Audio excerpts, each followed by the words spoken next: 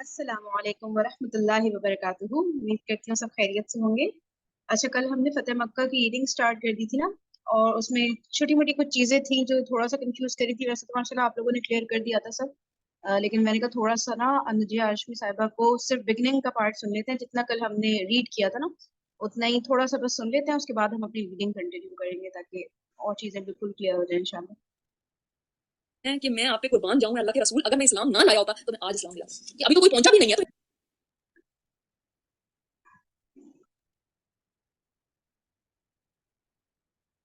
उनको कैसे पता चल गया कि मैंने ऊंट ज़िबा की और वो एक तजब्जुब हुआ और ये सारा कुछ हुआ।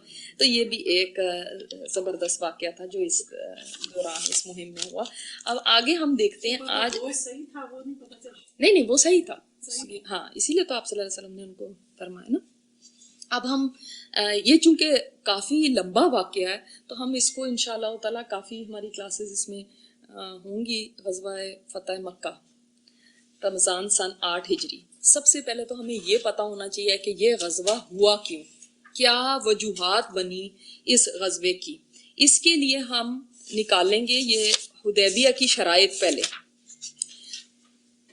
मेरे पास उम्रा हुदैबिया पेज नंबर 256 में है और इत्माम सुलह, इसके अंदर जो आप सल्लल्लाहु अलैहि वसल्लम ने सुहैल बिन अमर के साथ शराइत रखी थी उनमें तीसरी शर्त थी जो मोहम्मद सल्लल्लाहु अलैहि वसल्लम के अहद में दाखिल होना चाहे दाखिल हो सकता है, और जो कुरैश के अहद में दाखिल होना चाहे दाखिल हो सकता है। और मैंने आपको ये बताया था कि कबाइल में से जो कबीला मुसलमानों के साथ मिलना चाहता है वो मुसलमानों के साथ हो जाए, जो कुरैश के साथ मिलना चाहता है वो कुरैश के साथ हो जाए, और उन तमाम कबीले जो हलीफ बनेंगे, इसको हलीफ कहते थे ना, हल्फ लेके एक साथ हो गए, उनके ऊपर भी यही शराइत लागू होंगी। यानी वो भी आपस में एक दूसरे को नुकसान नहीं दे सकते। मिसाल के तौर पे बनु बकर जो था ये एक मुशरिक कबीला था और ये मक्का के आसपास के इलाका में रहता था।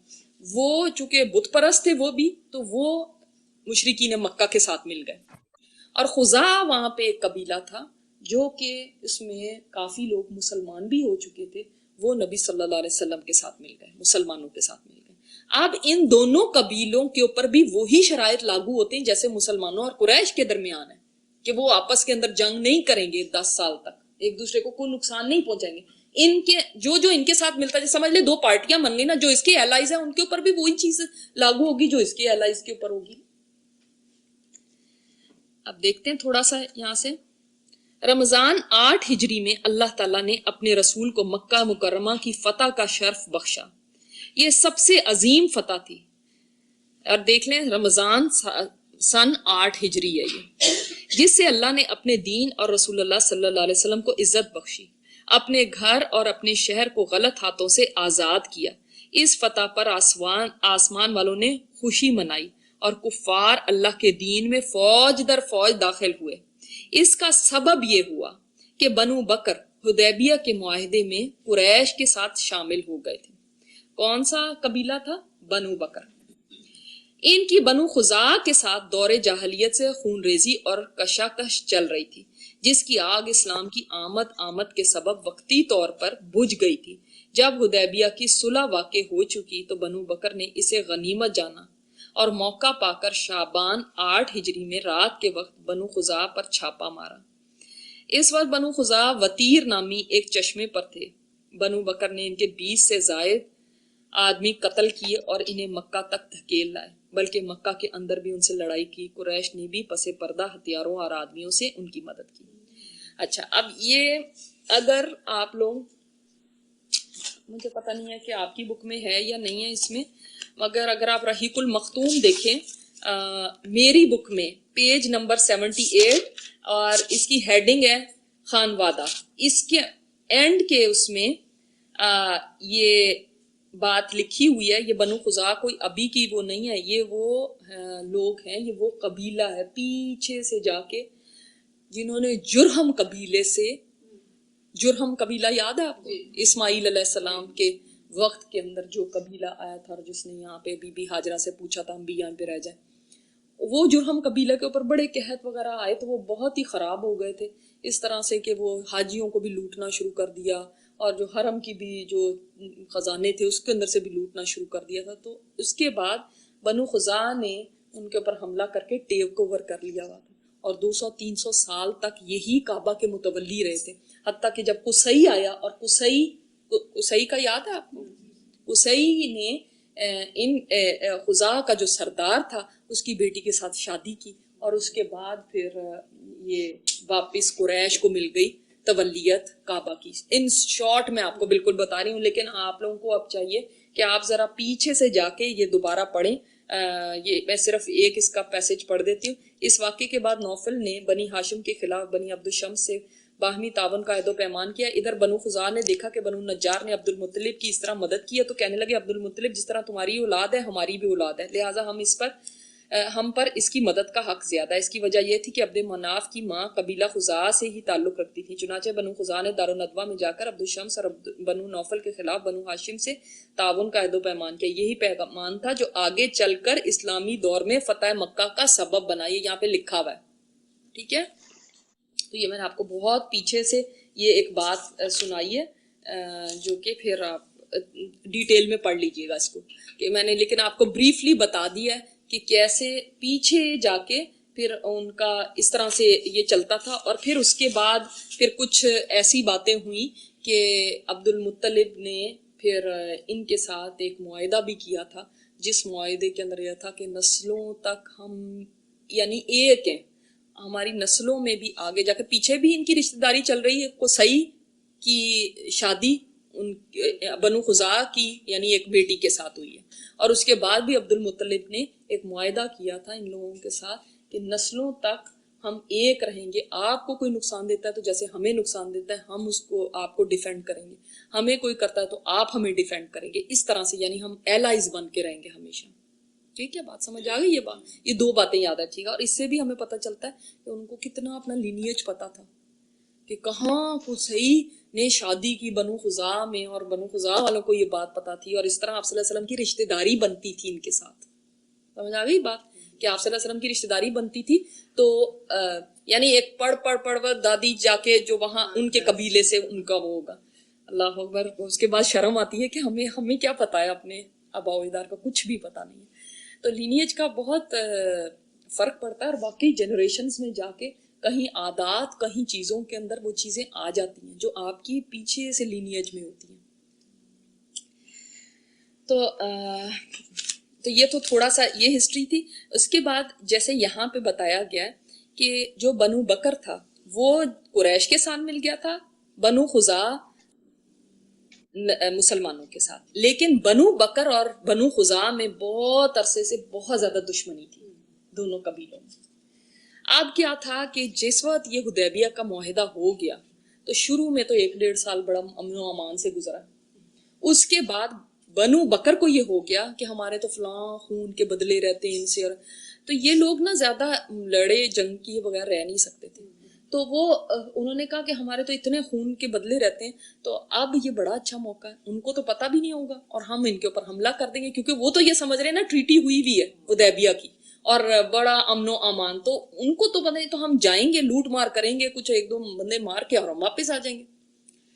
اور لیکن اب اس میں کیا چیز آڑ تھی کہ وہ ہم نے تو قریش کے ساتھ معاہدہ کیا ہوا ہے. تو اب یہ گئے قریش کے پاس اور ان کو کہا کہ ہمیں بس لاسٹ ٹائم ایک چانس دے دو کہ ہم ایک لاسٹ ان کے اوپر حملہ کر لیں، اس کے بعد نہیں کریں گے.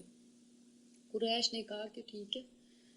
محمد صلی اللہ علیہ وسلم وہ کون سا ہر وقت دیکھتے رہتے، ان کو کیا پتا چلے گا، رات کے وقت جا کے حملہ کر لو تو کچھ بھی نہیں ہوگا مسئلہ، اور بلکہ یہ ہتھیار بھی لو اور ہمارے بھی کچھ آدمی منہ لپیٹ کے تمہارے ساتھ چلے جائیں گے، کون دیکھتا ہے، کسی کو پتا کیا چلے گا. انہوں نے اپنے آدمی بھی دیے، ہتھیار بھی دیے، اور انہوں نے رات کے وقت جا کے حملہ کیا. اور یہاں پہ جیسے ہے اس وقت بنو خزاعہ وطیر نامی ایک چشمے پر تھے جب انہوں نے حملہ کیا. بنو بکر نے ان کے 20 سے زائد آدمی قتل کر دیے. اب کیا ہوا کہ ادھر سے وہ بھی اٹھ گئے ایک دم، ان کو بھی کوئی خبر پہنچ گئی یا خبر ہو گئی کہ یہ آئے ہیں، اور وہ لڑائی آپس کے اندر بہت زیادہ ہوئی اور ان کے 20 سے زائد آدمی یعنی قتل ہو گئے. اور یہ کوئی معمولی بات نہیں تھی، اس لیے کیونکہ 20 لوگ، ایک چھوٹے سے قبیلے کے 20 لوگ ختم ہو جانا بہت بڑی بات تھی، جن میں عورتیں بچے بھی تھے. تو اب انہوں نے تو سوچا کہ کسی کو پتہ نہیں چلے گا، لیکن پتہ چل گیا، اور ہوا یہ کہ ان میں سے کچھ لوگ جو تھے وہ دوڑے حرم کی طرف. انہوں نے سوچا کہ ہم حرم میں جا کے پناہ لے لیں گے تو یہ ہمیں نہیں ماریں گے، کیونکہ اس زمانے میں کوئی اپنے باپ کے دشمن کو بھی دیکھ لیتا تھا کہ یہ حرم میں ہے تو اس کو کچھ نہیں کہتے تھے.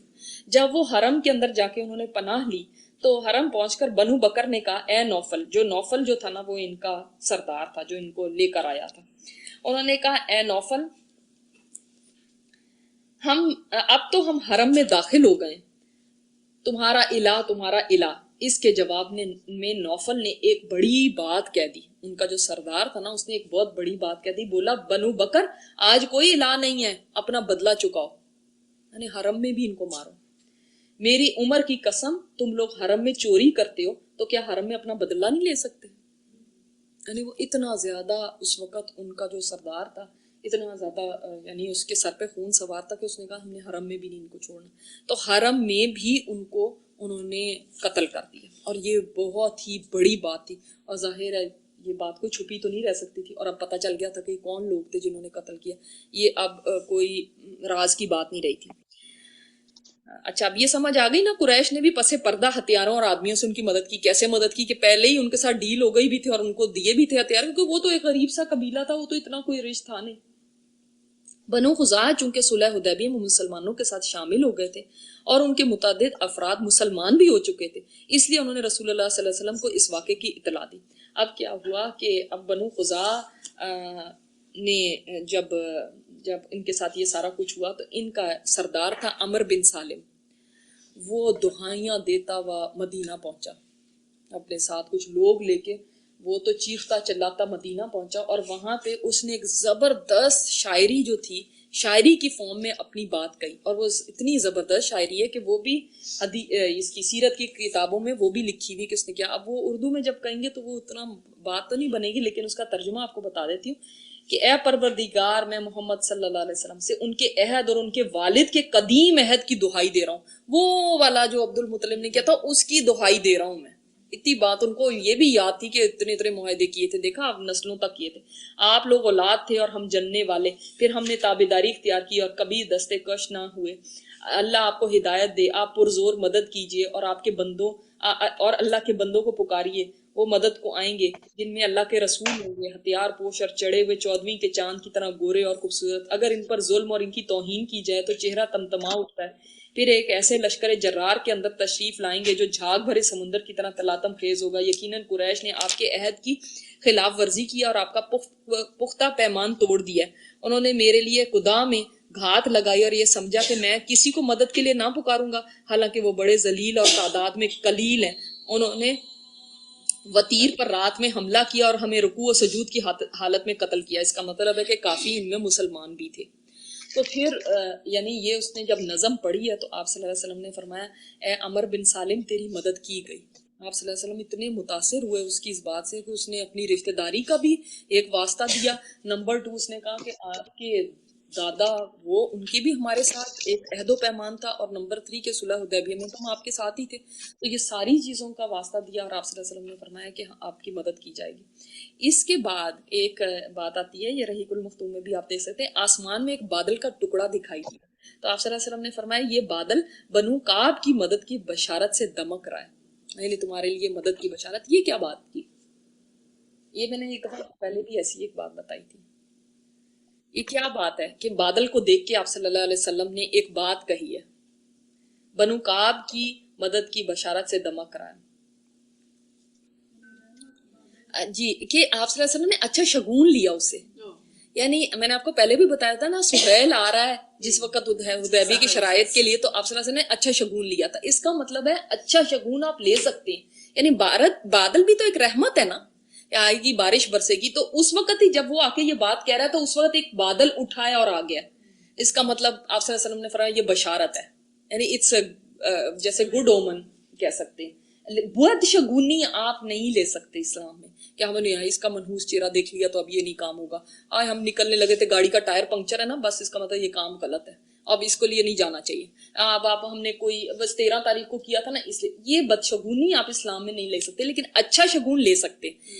جیسے آپ کوئی کام کر رہے ہیں یا کوئی چیز ہے، ایک دم آپ کو جیسے ایک मैसेज मिलता है या एक बात आपको कोई कह देता है और वो ऐसी पॉजिटिव बात कोई कहता है कि जिससे आप अच्छा, या कोई जैसे ये बादल आ गया या कोई ऐसा बंदा आ गया जिसका नाम वो इससे मैं आपको ये बताऊं कि जब मैं काबा का तवाफ कर रही थी और मैं कोई अपनी दुआ कर रही थी और मैं उसमें बहुत ज्यादा इमोशनल हो रही थी, तो एकदम एक औरत, बूढ़ी औरत मेरे साथ आई और उसने मुझे एक बात कही कि मतलब जैसे कि अल्लाह है और तुम नहीं फिक्र करो।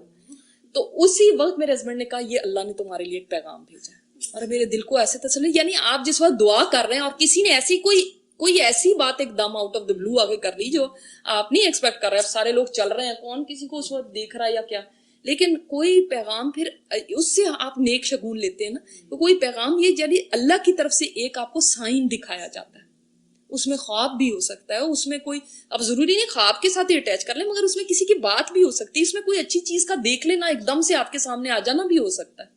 तो बहुत सारी चीजें इसके अंदर हो सकती है। तो इससे हमें पता चला कि फिर हम नेक शगुन लेने में कोई हरज नहीं है, और आप सल्लल्लाहु अलैहि वसल्लम ने नेक शगुन लिया यहाँ पे बादल को देख के।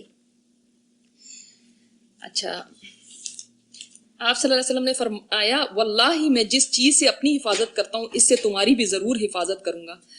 उधर कुरैश ने अपनी गलतकारी महसूस की और इसके नतायज से खौफजदा हुआ, इसलिए झट अबू सुफियान को मदीना भेजा। अब उसके बाद क्या हुआ कि जब ये बात हुई तो अभी भी नबी सल्लल्लाहु अलैहि वसल्लम ने फौरन इनके ऊपर चढ़ाई करने का फैसला नहीं कर दिया कि हम फौरन, इनकी तरफ 3 शराइत भेजी आप सल्लल्लाहु अलैहि वसल्लम ने। एक शर्त ये थी कि जो ये मकतूलीन है इनका खून बहा आप अदा करो। कुरैश को कहा, कितने लोग कत्ल हुए थे?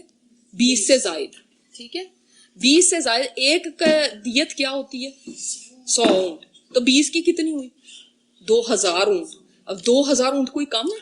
2000 ऊंट की आप दियत दें। उन्होंने कहा ये तो नहीं हमने करना। अच्छा, अगर आप ये नहीं कर रहे तो फिर दूसरी शर्त ये, आप बनु बकर से अपना बिल्कुल खत्म कर दें, क्योंकि उन्होंने इस तरह की एक चीज की उनके साथ, आपका ना कोई मुआहिदा ना कोई कुछ, बिल्कुल अपने ताल्लुक को काट दे उनके साथ। तो उन्होंने कहा कि बनु बकर जो हैं वो एक ही तो मुशरिक कबीला यहाँ पे रह गया, यानी बुत परस्त, बाकी तो हर एक कबीले में कोई ना कोई मुसलमान हो गए हुए थे, जैसे अब खुजा में भी थे और भी कबाइल में थे। तो बनु बकर एक ही तो रह गया, हमारा हम मजहब जिसको कहते हैं, तो हम कैसे उनको छोड़ दें? हम तो नहीं उनको छोड़ सकते। तो फिर तीसरी ये थी कि फिर हुदैबिया को खत्म कर दो। तो उस वक्त चंद लोगों ने तो उस वक्त ही कहा कि हाँ हाँ ठीक है।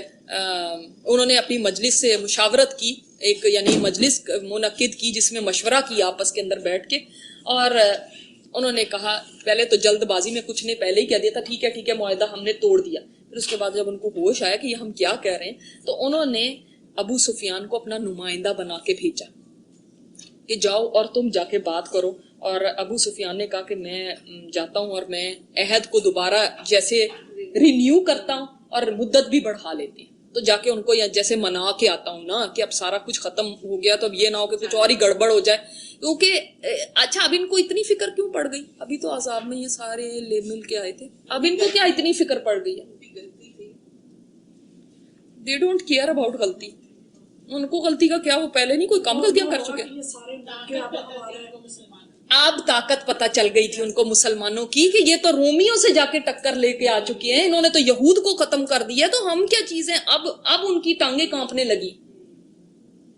आज से कुछ साल पहले तो वो सारे मिलके आ गए थे, उसमें तो उनको कोई डर नहीं था, और वो उनके हाँ तो कोई, देखिए सबसे बड़ी ये बात को समझे कि कभी उस वक्त के अंदर अपने कबीले के किसी शख्स को कोई डिसोन नहीं करता था। और अबू लहब ने क्या किया था? आप सल्लल्लाहु अलैहि वसल्लम को अपने कबीले से निकाल दिया था, यानी आउटकास्ट कर दिया था। जब भी तो आप सल्लल्लाहु अलैहि वसल्लम के ऊपर हमला करने के लिए इतने लोग जमा हो गए थे। कभी कोई नहीं ऐसा करता था कि अपने कबीले के आदमी को कत्ल कराने के लिए कोई शामिल हो जाए। तो उनके नजदीक फेयर चीज कोई नहीं थी कि वो देखेंगे भाई ये सही है या नहीं है। They don't care. ये बात थी, अब उनको अपना जो अपने आप लग रहा था ना कि हम ये तो हमारे पर चढ़ा है, तो फिर क्या होगा? अब मुसलमान एक फोर्स नजर आ रहे थे। ये अल्लाह ताला चाहते हैं कि मुसलमान का रोब ऐसा हो कि दूसरा जो है ना वो पहले ही उसको ये होगा, लड़ने की नौबत ही ना आए। जो आप आगे इंशाल्लाह देखेंगे, पता मक्का फतह कैसे हुआ सबको पता है, वो लड़ने की नौबत ही नहीं आई। जब दुश्मन के ऊपर इतना रोब होता है तो फिर ये होता है। और जब मुसलमान का रोब खत्म हो जाए और मुसलमान तो बिल्कुल ही جھاڑ جھنکار کی طرح ہو تو کون ان سے ڈرے گا؟ ان کے اندر تو خود کچھ نہیں ہے. تو یہ دیکھیں اس کا مطلب یہ جتنی مہمات اس سے پہلے ہوئی تھی ان کا فائدہ ہوا. ان کا فائدہ ہوا. یہ آپ صلی اللہ علیہ وسلم کی حکمت تھی کہ یہ جو سارا اس سے پہلے کی مہمات تھی. تو آپ دیکھیں کیسے بالکل ویو بدل گئی ہے نا. کل تک کیا تھے یہ اور کیا، اور آج یہ ابو سفیان دوڑا ہوا جا رہا ہے. اب اس کو بھیج رہے ہیں کہ جاؤ جاؤ جا کے تم ذرا صحیح کر کے آؤ سارے حالات. ادھر قریش نے اپنی غلط کاری محسوس کی اور اس کے نتائج سے خوف زدہ ہوئے. اس لیے جھٹ سے ابو سفیان کو مدینہ بھیجا کہ وہ عہد کو پختہ کرے اور مدت اور بڑھا دے. ابو سفیان مدینہ پہنچا. کل تک دیکھا تھا حدیبیہ میں کیسے وہ اچھل رہے تھے، اور آج دیکھو کیسا سب کچھ پلٹ گیا. یہ ہوتا ہے اللہ کی مدد جب آتی ہے اور انسان صبر کرے نا. تو کتنے سال ہوئے ابھی حدیبیہ کو؟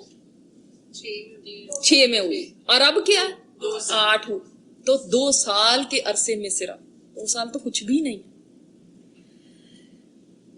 تو ابو سفیان مدینہ پہنچا تو اپنی صاحبزادی ام المؤمنین ام حبیبہ کے گھر آیا. ان کا نام کیا تھا؟ یہ تو لقب ہے نا ان کا نام کیا تھا؟ ہاں ام حبیبہ رضی اللہ تعالیٰ عنہ کا نام کیا ہے؟ کسی کو بھی نہیں. ہاں کسی نے اپنی بیٹی کا نام رکھنا ہو تو رملہ بہت پیارا نام. رملہ بنت ابو سفیان. اور کیسے ان کی شادی آپ صلی اللہ علیہ وسلم کے ساتھ ہوئی تھی؟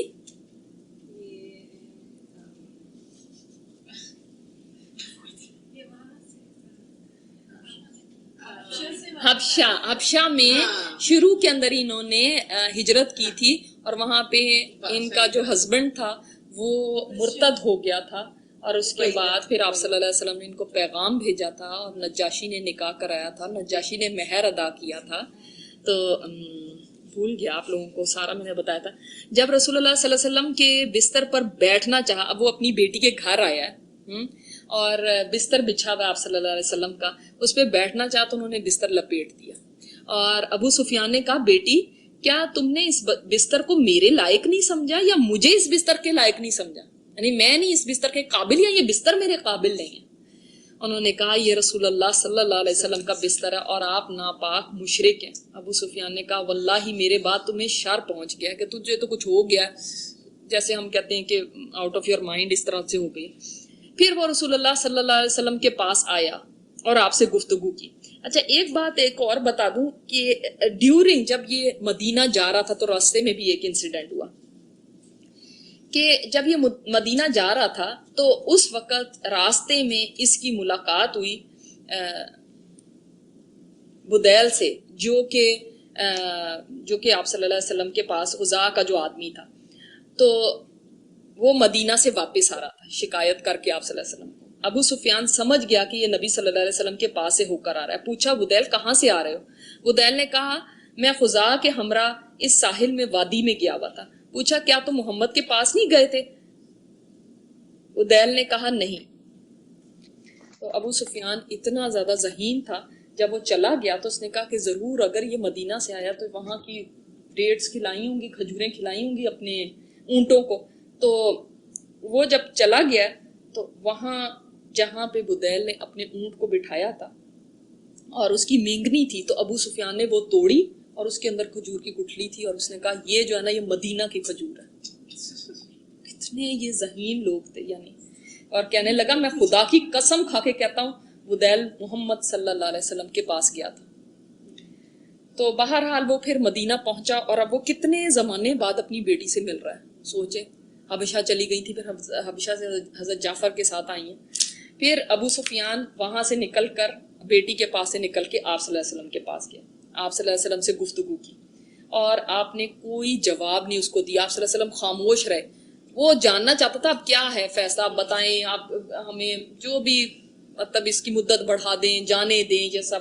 لیکن آپ صلی اللہ علیہ وسلم نے کوئی جواب نہیں دیا. اس کے بعد دیکھیں اس کو بھی پتا ہے کہ نمبر 2 کون ہے. ابو بکر صدیق کے پاس گیا. آج بھی لوگ کہتے ہیں نہیں آپ صلی اللہ علیہ وسلم کے بعد حضرت علی کو بننا چاہیے تھا یا کچھ ہے. اس کو بھی پتا ہے جو اس وقت دشمن ہے کہ ان کے بعد سیکنڈ ان کمانڈ کون ہے. ابو بکر صدیق کے پاس گیا اور ان کو جا کے اس نے کہا کہ بھائی آپ صلی اللہ علیہ وسلم سے میری سفارش کریں، تو انہوں نے کہا میں ایسا نہیں کر سکتا۔ اس کے بعد وہ حضرت عمر بن خطاب کے پاس گیا، ان سے بات کی، انہوں نے کہا بھلا میں تم لوگوں کے لیے رسول اللہ صلی اللہ علیہ وسلم سے سفارش کروں گا؟ خدا کی قسم اگر مجھے لکڑی کے ٹکڑے کے سوا کچھ بھی مل جائے تو میں اس کے ذریعے تم لوگوں سے جہاد کروں گا۔ وہ تو سخت تھے۔ اس کے بعد وہ حضرت علی بن ابی طالب کے پاس پہنچا، وہاں حضرت فاطمہ رضی اللہ تعالیٰ عنہا بھی تھی اور حضرت حسن بھی تھے جو ابھی چھوٹے بچے تھے، تقریباً 5 سال ان کی عمر تھی، وہ کھیل رہے تھے اور سامنے گھٹنوں کے بل چل رہے تھے، گھٹنوں چل رہے تھے۔ اچھا، پھر اس نے آ کے کہا اے علی میرے ساتھ تو تمہارا بڑا گہرا نسبی رشتہ بھی ہے، کیونکہ پیچھے سے جا کے ابو سفیان بھی تو آپ صلی اللہ علیہ وسلم کے اس میں مل جاتا ہے نا ایک، تو میں ایک ضرورت سے آیا ہوں، ایسا نہ ہو کہ جس طرح میں نامراد آیا ہوں اسی طرح نامراد واپس چلا جاؤں، تم میرے لیے محمد صلی اللہ علیہ وسلم سے سفارش کرو۔ حضرت علی نے فرمایا ابو سفیان تجھ پہ افسوس ہے، رسول اللہ صلی اللہ علیہ وسلم نے ایک بات کا عزم کر لیا، ہم اس بارے میں آپ صلی اللہ علیہ وسلم سے کوئی بات نہیں کر سکتے۔ اب یعنی کسی کو جرت نہیں تھی کہ وہ آپ صلی اللہ علیہ وسلم سے اس بارے میں اب کوئی بات کرے، تو انہوں نے صاف فرما دیا۔ اب آپ دیکھ لیں یہ ابو سفیان ہی ہے نا، وہ سردار جو عہد میں لے کر آیا تھا، وہ جو سردار جس کی وجہ سے بدر ہوئی تھی، وہ سردار جو احزاب کے اندر اتنا لشکر جمع کر کے لایا تھا، اب وہ کیسے کہ کبھی اس کے پاس جا رہا ہے کبھی اس کے پاس جا رہا ہے، آپ صلی اللہ علیہ وسلم سے سفارش کرو، آپ صلی اللہ علیہ وسلم سے سفارش کرو۔ حالات زندگی میں ایک جیسے نہیں رہتے، اس سے پتہ ہونا چاہیے۔ جو لوگ بہت تکبر کرتے ہیں اور اپنے آپ کو بہت بڑی چیز سمجھتے ہیں، ان کو اس چیز کو سمجھنا چاہیے کہ ایک دن اللہ تعالیٰ ان کو اس سچویشن میں بھی لا سکتا ہے کہ پھر در بدر گھوم رہے ہیں۔ اور اس کے بعد وہ حضرت فاطمہ کی طرف متوجہ ہے، یعنی اس نے کسی کو نہیں چھوڑا، کہنے لگا کہ اے محمد صلی اللہ علیہ وسلم کی بیٹی، کیا تم ایسا کر سکتی ہو کہ اپنے اس بیٹے کو حکم دو کہ وہ لوگوں کے درمیان پناہ دینے کا اعلان کر کے ہمیشہ کے لیے عرب کا سردار ہو جائے؟ یعنی یہ حضرت حسن جو ہے یہی کچھ کرتے ہیں، یہی جا کے یعنی اب مجھے امان دے دو ہمیں، یعنی آپ کو پتا ہے نا کہ اس زمانے کے اندر اگر ایک فرد بھی مسلمانوں کا امان دے دیتا کسی کو، سمجھ لے سیکیورٹی دے دی، اس نے کہہ دیا میری امان میں ہو، تو وہ ساروں کی طرف سے امان ہوتی تھی، اب کوئی اس کو کچھ نہیں کہے گا۔ یعنی اگر کوئی چھوٹا بھی اٹھ کے امان دے دے گا نا تو وہ بندہ سیکیور ہو گیا یا وہ قبیلہ سیکیور ہو گیا۔ تو اس نے کہا اسی سے کچھ کرا دیں میرا، یعنی آپ اندازہ کریں گے کہاں وہ سردار ہے اور کہاں یہ اس کی حالت ہو گئی ہے۔ فاطمہ رضی اللہ تعالیٰ نے کہا واللہ میرا یہ بیٹا اس درجے کو نہیں پہنچا کہ لوگوں کے درمیان پناہ دینے کا اعلان کر سکے، اور رسول اللہ صلی اللہ علیہ وسلم کے ہوتے ہوئے کوئی پناہ دے نہیں سکتا۔ اب اتنی کوششیں کر کے ناکام ہو کے وہ تو اس کو تو اپنی آنکھوں کے آگے اندھیرا نظر آ رہا تھا کہ اب ہوگا کیا۔ اس سے پتہ چلتا ہے کہ وہ فورس ہی کر سکتے تھے کہ اگر مسلمان آ گئے ہم نہیں ان کا مقابلہ کر سکتے۔ یہ دیکھیں آپ نے یہ سارا جرنی پڑھا ہے نا، کہاں تھے اور کہاں سے کہاں پہنچے، اور آپ نے ایک ایک بات پڑھی ہے، کیا چیز ان کو یہاں تک لے کر آئی، اس کے اوپر آپ سوچئے گا کیا چیز لے کر آئی، کیا خاص بات تھی ان کے اندر، کیا تھا ان کے اندر کہ جو وہ اتنا یہ سفر کرتے اوپر ہی کو گئے ہیں، حالانکہ حالات کیسے تھے، بالکل ورس اس سے زیادہ کیا ہو سکتا ہے کہ قبیلہ آپ کو ڈس اون کر دے اور آپ یو آر نو ویئر، کیونکہ اس وقت میں قبیلے کے بغیر تو نہیں آپ کا سروائیول تھا، کہاں طائف کے اندر پتھر کا ہے، اور نہیں اس کے بعد ہجرت کر کے بھی آپ نکل رہے ہیں بے یارو مددگار خالی ہاتھ، کیسے نکلے ہیں وہاں سے، سوچیں اس بستی سے جو نکلنا ہے وہ کیسے ہے۔ اس کے بعد دیکھیں اور اب اس نے حضرت علی بن ابی طالب سے سخت گھبراہٹ اور مایوسی اور نا امیدی کی حالت میں کہا ابو الحسن میں دیکھتا ہوں معاملات بہت سنگین ہو گئے، لہٰذا مجھے کوئی راستہ بتاؤ، اب میں کیا کروں، مجھے کوئی طریقہ بتاؤ۔ جیسے انسان ڈیسپریٹ ہو جاتا ہے نا، اب مجھے بتاؤ میں کروں تو کروں کیا۔ حضرت علی نے فرمایا خدا کی قسم میں تمہارے لیے کوئی کارآمد چیز نہیں جانتا، البتہ تم بنو کنانہ کے سردار ہو، لہٰذا کھڑے ہو کر لوگوں کے درمیان امان کا اعلان کرو، یعنی لوگوں کو جمع کر لو اور ان کو کہو کہ کوئی ہے جو مجھے امان دیتا، اس کے بعد اپنی سرزمین میں واپس چلے جاؤ۔ ابو سفیان نے کہا کیا تمہارا خیال ہے یہ میرے لیے کچھ کام بنے گا، یہ کچھ حصے؟ فرمایا نہیں خدا کی قسم میں کوئی کام بنتا ہوا تو نہیں دیکھتا، لیکن اس کے علاوہ کوئی اور صورت میری تو سمجھ میں نہیں آ رہی۔ اس کے بعد ابو سفیان نے مسجد میں کھڑے ہو کے اعلان کیا لوگوں میں لوگوں کے درمیان امان کا اعلان کرتا ہوں۔ کسی نے بھی امان نہیں دی۔ کون ہوتا جو آپ صلی اللہ علیہ وسلم کے آگے بڑھ کے اور اس کو امان دیتا؟ سب کو ہی پتا تھا کہ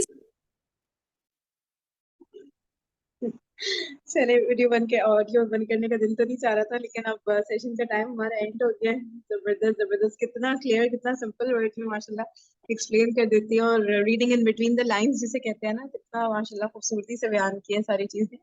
चले ओके जी, सबका बहुत शुक्रिया सेशन में आने का, जज़ाकुमुल्लाह खैरन कसीरन। उनका अंदाज इतना प्यारा है ना कि सुनते ही रहो बस। बहुत मुश्किल से स्टॉप किया है। चले फिर इंशाल्लाह कंटिन्यू करते हैं।